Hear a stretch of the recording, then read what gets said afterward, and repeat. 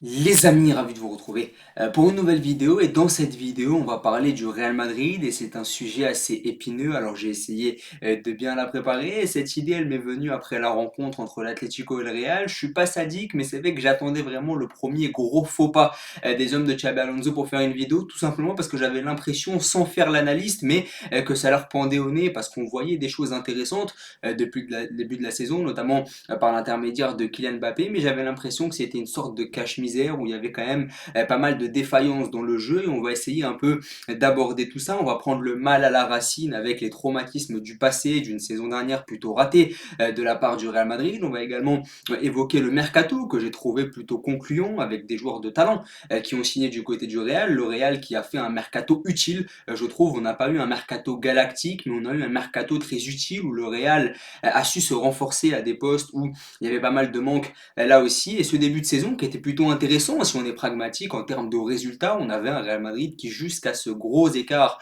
face à l'Atlético ce week-end était plutôt intéressant dans les résultats. Mais c'est vrai que dans le jeu c'était un peu différent, on va évidemment en parler ensemble. Alors on va évoquer d'abord la saison passée où beaucoup voulaient que Carlo Ancelotti quitte le club, c'était un peu la saison de trop du technicien italien et c'est tout à fait logique dans une forme de continuité que Xabi Alonso a signé du côté du Real Madrid, lui qui sortait d'un énorme exploit avec le Bayer Leverkusen, d'une saison absolument galactique en 2023-2024. Ça a été un peu plus compliqué, notamment au niveau du management des hommes sur la deuxième saison en 2024-2025 avec Leverkusen, où il y a pu y avoir quelques frictions avec quelques joueurs dans le vestiaire, notamment Jonas Hoffmann. Donc c'est vrai que là aussi, il a un peu perdu son vestiaire sur sa deuxième saison à Leverkusen, même si je crois que c'était sa deuxième saison et demie, parce qu'il était arrivé en 2022-2023 en plein milieu de la saison, il avait réussi à relever Leverkusen, mais c'est vrai qu'il y avait eu quelques frictions, il y avait eu quelques difficultés avec beaucoup de joueurs qui avaient déjà la tête ailleurs et lui-même avait déjà la tête au Real Madrid. Donc il arrive, Xabi Alonso, dans un contexte où on lui demande directement de disputer une compétition qui tenait forte à cœur de Florentino Pérez parce que forcément on était sur un Real Madrid qui sortait d'une saison blanche, c'est absolument inconcevable dans un club comme le Real Madrid. On lui a donc demandé directement de gagner cette Coupe du Monde des clubs parce qu'il allait arriver directement sur cette compétition. Finalement le Real s'est fait éliminer en demi-finale par le Paris Saint-Germain sur un match où le Real s'est fait gifler 4-0, ça a été compliqué, donc il n'a pas rempli le premier objectif, même si c'est dur de lui jeter la pierre, parce que Heusen venait d'arriver, parce que Trent aussi faisait ses débuts, et c'est dur, parce que tu es vraiment à cheval sur 2 saisons, avec un club, une équipe, un groupe qui n'était pas forcément en confiance, et c'est là qu'on a commencé à juger Xabi Alonso, parce que sur l'exercice 2025-2026, dès le début, beaucoup de supporters vont être très exigeants envers lui, parce que forcément, il arrive après Carlo Ancelotti qui sort d'une saison peu concluante et surtout il y a beaucoup d'attentes autour de Xabi Alonso parce que c'est un jeune coach en devenir qui est espagnol, qui est issu du cru du Real Madrid. Alors il n'est pas formé au Real mais c'est quand même une grande légende du Real Madrid, c'est un coach espagnol donc c'est vrai qu'on attend énormément de lui et il symbolise un peu le renouveau.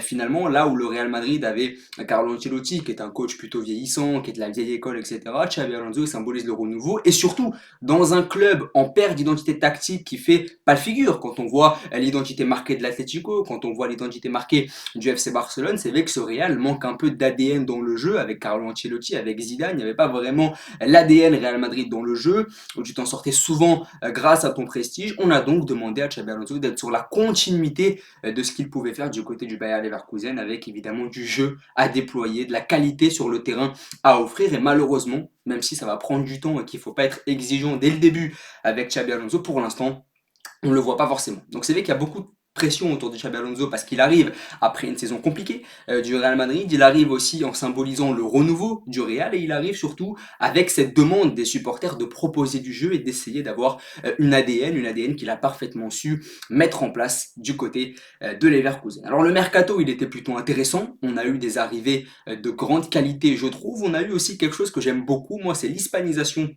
un peu de cette équipe, c'est qu'on a beaucoup reproché au Real Madrid d'être un club assez universel, un club assez internationalisé. Le fait de recruter des Espagnols plutôt jeunes comme Carreras ou Aysen, ça a permis d'hispaniser le collectif et de permettre aux supporters de s'identifier davantage aux joueurs du Real. On a par exemple eu l'avènement de Gonzalo Garcia à la Coupe du Monde des clubs qui est aussi issu de la formation madrilène. Carrera s'est formé au Real Madrid, Heusen est un joueur espagnol, donc c'est vrai qu'il y a cette hispanisation du collectif qui tient cher aussi à Xabi Alonso je pense, parce que lui-même aime beaucoup cette identité Real Madrid. Donc j'ai beaucoup aimé ce mercato parce que déjà tu as réussi à hispaniser le collectif, ça me tient à cœur, parce que moi je pense qu'il faut quand même avoir une majorité de joueurs qui sont issus du pays dans un grand club. On le voit du côté du FC Barcelone, on le voit du côté du Bayern Munich. Je trouve que c'est assez intéressant là aussi d'avoir beaucoup de joueurs qui sont issus du pays, d'autant plus que le Real est selon moi le plus gros club espagnol, donc c'est intéressant d'avoir beaucoup de joueurs espagnols dans ce collectif. Donc le point 1, c'est l'hispanisation de ce collectif que j'ai beaucoup aimé parce que tu veux avoir une identité marquée et ça va sur ce rythme-là. Et puis derrière, des arrivées dont je me serais bien passé. Je trouve par exemple un joueur comme Trent Alexander-Arnold, par exemple, n'était pas une signature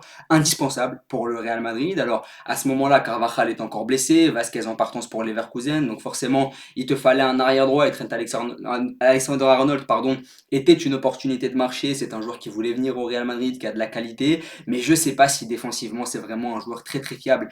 Trent Alexander-Arnold, c'est un joueur qui est en perte d'identité. J'ai l'impression il ne sait pas s'il est arrière droit, il ne sait pas s'il est piston, il ne sait pas s'il est milieu de terrain. Il a même joué au milieu avec Liverpool ou encore avec la sélection anglaise. Donc moi j'aurais plus misé sur un vrai arrière droit de métier qui aurait pu vraiment pallier à l'absence de Carvajal, alors que là Alexander-Arnold c'est une opportunité de marché, c'est un joueur de grande qualité. Là aussi on ne remet pas en cause sa qualité intrinsèque, mais c'est vrai que j'aurais aimé un profil peut-être un peu plus défensif et surtout beaucoup plus serein quant à ses qualités défensives, comme je le disais là aussi. Mais c'est vrai que c'est une opportunité de marché, c'est un joueur de talent là aussi. Puis l'arrivée de Mastantuono en provenance de River Plate, qui est un profil créatif qu'affectionne énormément Xabi Alonso. C'est vrai que ce mercato il est intéressant, hispanisation du collectif, renforcement de ta défense parce que c'était l'un des problèmes du Real la saison passée, enfin un arrière gauche avec les limites de Fran Garcia et les nombreuses blessures de Ferland Mendy, il te fallait un vrai arrière-gauche et Carrera, c'était une super opportunité. Dans l'axe aussi, avec les nombreuses blessures d'Alaba et de Militao, il te fallait un central et Hussein est venu pour pallier à ça. Pareil à droite, Carvajal blessé, on a pris Alexander-Arnold et c'est une bonne opportunité de marché. Et puis devant, Mastantuono qui est ce profil technique qui coupe un peu avec les profils de transition rapide que sont Vinicius et Mbappé. Ça permet aussi d'avoir un vrai joueur de ballon capable de lancer les profils en profondeur. Mais j'ai l'impression que Xabi Alonso se heurte à une limite depuis le début de cette saison, c'est qu'il a envie de trouver son Florian Wirtz, il a envie de faire ce qu'il fait du côté de Leverkusen. Mais malheureusement, il se heurte à une réalité qui est que tu peux pas faire la même chose au Real Madrid. Je rappelle quand même que Xabi Alonso à Leverkusen, il jouait à 3 défenseurs. Là, c'est impossible au Real Madrid parce que c'est pas dans la philosophie de la maison. Le Real Madrid joue toujours à 4 défenseurs et surtout les profils qu'il a devant, ce ne sont pas les profils qu'il avait à Leverkusen. À Leverkusen, il avait un joueur comme Florian Wirtz par exemple qui était capable de créer le jeu. J'ai l'impression qu'en Arda Güler, il trouve un peu ce Florian Wirtz, c'est ce pourquoi Güler joue autant depuis le début de la saison. C'est une bonne chose parce que je pense que là où Xabi Alonso réussit depuis le début de la saison, c'est d'avoir pu faire jouer autant Mastantuono, c'est d'avoir pu donner autant d'importance à Arda Güler qui n'en avait pas beaucoup la saison passée avec Ancelotti. Donc il a raté beaucoup de choses, Xabi Alonso, je trouve, depuis le début de la saison, notamment dans l'installation de ses idées, notamment dans la manière avec laquelle il a abordé le match face à l'Atlético. Mais s'il y a bien une réussite qu'on peut lui imputer, c'est le fait d'avoir mis en valeur ses profils techniques depuis le début de la saison, que ce soit Güler, que ce soit Mastantuono, là où avec beaucoup de coachs, notamment Ancelotti, ces joueurs-là n'auraient peut-être pas eu leur chance. Et j'ai l'impression qu'il veut faire un peu ce qu'il faisait du côté de Leverkusen, mais déjà c'est impossible de jouer à 3 au Real Madrid parce que c'est pas l'identité du club, c'est impossible de donner autant d'importance à des joueurs techniques comme Güler et Mastantuono parce que les stars de ton équipe c'est Mbappé et Vinicius, et aujourd'hui il se heurte aussi à cette limite-là, c'est la limite des égos, c'est la limite des statuts. Il a remis Bellingham titulaire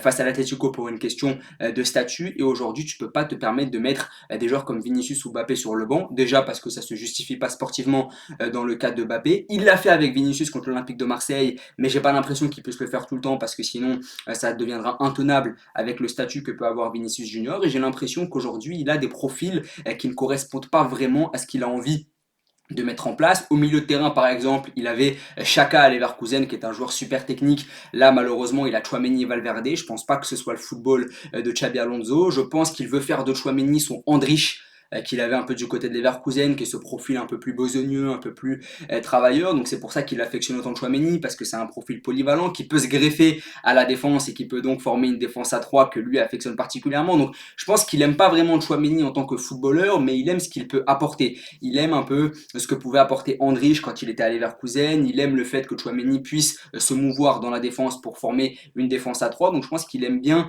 la polyvalence finalement du profil et la flexibilité de Tchouaméni. Mais derrière, tu as un pivot avec Tchouaméni Valverde, je pense pas qu'il est signé pour ça, Xabi Alonso. Et puis devant, t'as pas les joueurs qu'apprécie, je pense, Xabi Alonso dans le fait d'aller jouer dans les petits espaces, dans le fait vraiment d'être très technique, de déployer du jeu pour lancer les pistons notamment. Là, il a Mbappé et Vinicius qui doit absolument lancer dans la profondeur et je pense pas que ce soit la manière avec laquelle il a envie de jouer. Donc c'est vrai que si on liste un peu les limites auxquelles il se heurte, déjà la première limite c'est la limite des égos, la deuxième limite c'est dans le dispositif, tu peux pas jouer à 3 alors que lui il avait coutume du côté de Leverkusen d'évoluer avec une défense à 3 qui fait la part belle au piston. Là malheureusement tu peux pas. Trent Alexander-Arnold c'est pas un titulaire, c'est vrai que c'est Carvajal qui va vraiment revenir en forme et Carvajal n'est pas un piston à la base. Un joueur comme Carrera c'est un joueur de défense à 4 pour le moment qui n'a pas encore je pense, la capacité en tout cas de jouer piston et c'est vrai que tu as un double pivot avec Tchouaméni et Valverde qui est un peu dépourvu de technique, une technique qu'affectionne Xabi Alonso dans le milieu de terrain. Je rappelle quand même que Xabi Alonso était titulaire avec la sélection espagnole, avec les Iniesta, les Xavi et les Busquets et puis devant, il aime avoir 2-10 dans le demi-espace comme il pouvait l'avoir à Leverkusen avec Wirtz et Adli. Là c'est impossible de faire ça du côté du Real Madrid. Il a essayé avec Güler et Mastantuono mais globalement, ça reste assez laborieux à faire parce que tu as Vinicius et Mbappé qui sont les stars de l'équipe et qui ne sont pas dans ce dispositif. C'est vrai que ces deux joueurs-là ne peuvent pas évoluer dans un 3-4-2-1 avec deux numéros 10. Ou est-ce que tu mettrais Vinicius dans ce dispositif-là? Donc c'est vrai que ça rend les choses assez compliquées. Donc selon moi, les limites auxquelles se heurte Xabi Alonso, c'est qu'il ne peut pas faire la même chose qu'à Leverkusen et pour le moment, c'est compliqué. Mais dans les résultats, si on est pragmatique, eh bien Xabi Alonso a remporté tous ses matchs avant ce week-end face à l'Atlético, mais le couac est vraiment arrivé face au Colchoneros. Pourtant, l'Atlético a réalisé un début de saison très moyen, pour pas dire catastrophique, et c'est vrai que ce soit dans l'état d'esprit ou dans la mise en place de Xabi Alonso, on a vu pas mal d'errements là aussi. Tu prends 2 buts sur des phases aériennes où la défense du Real Madrid doit faire beaucoup mieux dans l'agressivité. Le dernier but, il est grotesque, il est donné par Valverde, et je pense que ça a soulevé aussi et ça a remis au goût du jour les débats sur la technique de ce milieu de terrain, parce que c'est vrai que ces milieux de terrain-là ne sont pas capables de faire du jeu comme le veut Xabi Alonso, donc ça va aussi relancer des débats. Et puis il y a des cadres qui ne sont plus aussi en forme qu'avant. Tu as beaucoup de blessés déjà, qui sont blessés très souvent, comme Kamavinga, comme Militao, comme Ferland Mendy. C'est des joueurs qui étaient très importants. Ils étaient là en 2022, ils étaient là en 2024. Donc c'est des joueurs qui pèsent beaucoup dans le vestiaire. Tu as des joueurs en méforme, comme Vinicius et Valverde, qui sont pour moi les deux principaux leaders du Real Madrid avec Thibaut Courtois. Et ces joueurs-là sont souvent absents en ce moment des très gros matchs et des grosses échéances. Ils sont pas vraiment à leur aise, j'ai l'impression. Donc c'est vrai qu'il y a ce stress post-traumatique un peu, je trouve, avec le départ d'Ancelotti, où ces joueurs-là affectionnaient beaucoup Carlo Ancelotti, et le départ du technicien italien leur a fait très très mal. Et je pense que ça cible surtout Valverde et Vinicius. Je pense que c'est deux joueurs qui appréciaient énormément Ancelotti et le départ de ce dernier les a un peu marqués. J'ai l'impression que ça se voit un peu depuis le début de la saison. Donc c'est vrai que Xabi Alonso va avoir énormément de boulot. Il y a eu le premier couac face à l'Atlético Madrid. Il a du mal à installer ses idées pour le moment, mais je reste optimiste parce que c'est un jeune coach qui a des qualités, qui a à cœur de réussir du côté du Real, qui a l'air d'être suivi par ses joueurs là aussi. Donc si on regarde le mercato, il y a eu une hispanisation du collectif, donc ça c'est assez intéressant. Tu as réussi à te renforcer en défense avec des joueurs dont tu avais besoin en termes de profil, avec des joueurs de qualité supérieure que ceux que tu avais déjà, qui arrivent à pallier des blessures, notamment celle de Mendy à gauche, celle d'Alaba dans l'axe central. Au milieu de terrain, pour moi, c'est la plus grosse problématique. Il te faut un Zubimendi, il te faut un joueur qui est capable d'organiser le jeu à la Toni Kroos, mais ça fait des années qu'on dit ça pour ce qui est du cas du Real Madrid. Tchouaméni et Valverde, ça ne correspond pas avec ce que veut mettre en place Xabi Alonso. Xabi Alonso veut jouer à 3 au Real, c'est impossible. Et puis devant, tu as des joueurs comme Mbappé, comme Vinicius, que tu ne peux pas forcément sortir à cause d'une question de statut. De toute façon, pour ce qui est de Mbappé, c'est pas justifiable. Mbappé doit jouer parce que c'est le meilleur joueur de cette équipe depuis le début de la saison. Et puis derrière, tu as des profils techniques comme Güler, comme Mastantuono, que Xabi Alonso essaye de faire jouer, qu'il essaye de faire éclore, mais pour le moment, ça reste compliqué parce que c'est des projets qui prennent du temps. En tout cas, je ne tirerai pas la sonnette d'alarme pour ce qui est du Real Madrid. Il y a un déplacement au Kazakhstan ce week-end en Ligue des Champions, donc je pense que ça va le faire. Mais globalement, c'est un début de saison qui est bon dans les résultats, mais dans la mise en place des idées, je pense que Xabi Alonso gagnerait à continuer à travailler. Mais je pense vraiment qu'il y a de quoi faire avec cet effectif, mais il faut simplement faire quelques ajustements. Mais de toute façon, c'est un projet qui va s'inscrire sur le long terme. En tout cas, n'hésitez pas à vous abonner, à liker et à partager. Merci beaucoup.